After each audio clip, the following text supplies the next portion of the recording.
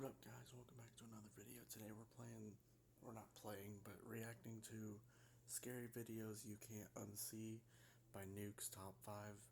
I'll put a link in the description for you guys. That way you can go check out Nukes Top 5. Yeah.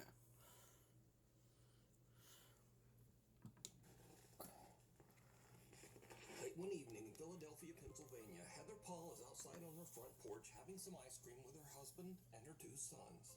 But then, Heather suddenly spots something that absolutely creeps her out.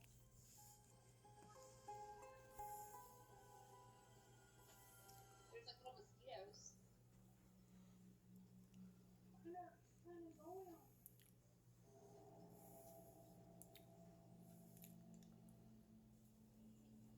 What? What did you say? What did you say, Mommy? I can't hear you. You gotta keep that open so it can get all musty.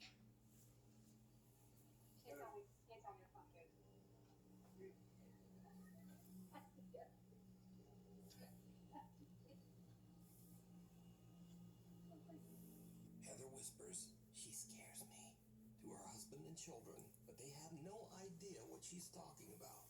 Neither her husband or sons can see the bizarre figure dressed in white that is walking down the sidewalk only about 20 feet away.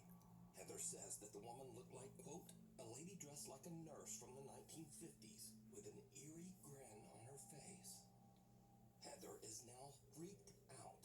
She can't understand why no one else saw the strange nurse. So she checks the footage from their front door security camera, and sure enough, the recording also shows a creepy pale figure walking right by. It just immediately freaked me out, so I just kind of like jumped. But it gets even weirder, because you see, Heather lives only a mile away from a notorious old abandoned mental asylum, the Philadelphia State Hospital at Byberry. So a little backstory, I live about a mile from where Byberry State Hospital used to be. This is one of the, I'm pretty sure, the most notorious mental hospital in the country. A lot of abuse went on there. There was lobotomies performed on patients. There was experiments performed on patients. A lot of them lost their lives because they were just treated so horribly. The conditions that hospital was in was so inhumane, and no human should have ever had to go through what these patients went through. And these people just needed help. It's just very sad. They were so overcrowded. Like the nurse to patient ratio was just extreme. With 2 student nurses and maybe 3 attendants, we have all we can do to bathe the patients, get them to cafeteria, take them to the doctors, give them their medications, and try to keep the place clean. Now, when I was a kid growing up, we used to definitely go in there, and it was really scary. Like, the second you walk on the grounds, you just feel like it's cold, it's not normal, it feels weird. Like, you can tell somebody's watching you. There's underground tunnels underneath, so we used to run around them too, and they used to use those tunnels to transport bodies. And there was like metal slab beds that they were still down there when we went in there, like, you know, in the 2000s. I felt my arm grabbed in there once, and I moved my flashlight because I thought it was my friend, and my friend was like over there, and oh my god. But this story gets even weirder still. Heather's dad lived in the same house as a boy. When Heather shows her dad the creepy footage, he tells her that a woman named Linda used to live in the house next door. And during the 1950s, Linda was a nurse at the old Byberry Mental Hospital. So did Heather catch the ghost of a nurse from the old abandoned hospital? Probably. And if not, why could no one else see the strange woman walking down the sidewalk? Ho ho, no.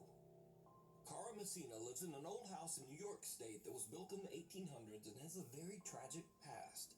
In the early to mid-1800s, the house was part of the Underground Railroad, a network for fugitive slaves seeking freedom. Slaves escaping the South were forced to hide under the house to avoid capture by authorities. Because of its dark history, Cara believes that the house might be haunted, and she says that while her family has lived there, they have had, quote, some ghostly activity through the years. So one day, Cara and her daughter are just relaxing around the house, and they start to hear a very strange sound coming from the basement. So for the last 20 minutes, I've been sitting on my couch, and it's been dead silent, and all of a sudden I hear Santa, and I thought it was coming from outside, and it's not. And this is my basement. Dude.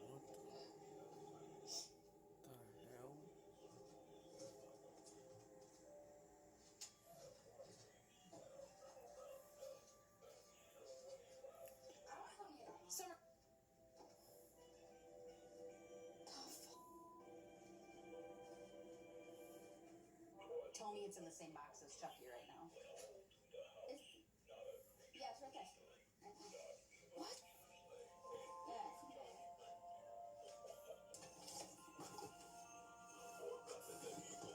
Right, but it hasn't been touched, and all of a sudden, after all of these months, and it's off.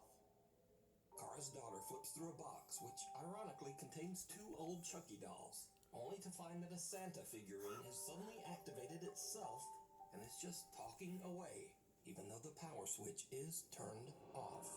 But there's something even weirder here that video viewers noticed after this clip was uploaded. Because, did you hear it? Right, but it hasn't been touched, and all of a sudden, after all of these months, Wait, and whoa, it's whoa, off. whoa. What did that just say? Right, but it hasn't been touched, and all of a sudden, after all of these months, and it's off. What the fuck? Just as the Santa doll is picked up and suddenly stops talking, it can be heard seeming to frantically yell, "No, stop!" The fuck? Yeah, nah. So Not is me, Kara's bro. basement haunted? Is the little Santa doll not possessed me. by some wayward hell spirit? no. Or is it all just a Nope. very odd coincidence? You decide. Daddy Ghost. Not me. One morning, a woman named Cheyenne is taking care of her 2-year-old daughter when the little girl says something very strange. Okay, who is it? Oh, what the fuck? Is it your daddy? It's where? Okay. Okay, show me. Oh, my daddy's missing me? Let's go get him. Where'd he go? Okay, show me. Her daughter seems to be referring to Cheyenne's dad, which is odd because not only has her daughter never met her granddad, but even Cheyenne herself was only just a toddler when her father passed away. So Cheyenne shows her daughter a picture, and the little girl confirms that it's the man she saw in the hallway of their house. Yes? Yes, it looks like that. Yeah? Well, then Mabel, what does your ghost do? What did you say he gave you? A heart?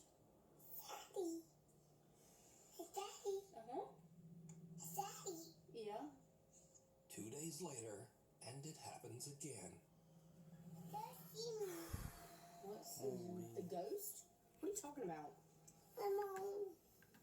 Yeah, nah, bro. You got me messed up. Your kid, listen.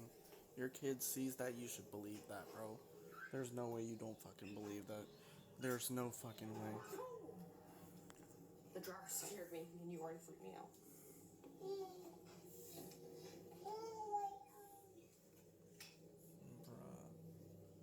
That's crazy. Cheyenne says that her daughter still occasionally talks to the entity that the little girl now refers to as, quote, Daddy Ghost.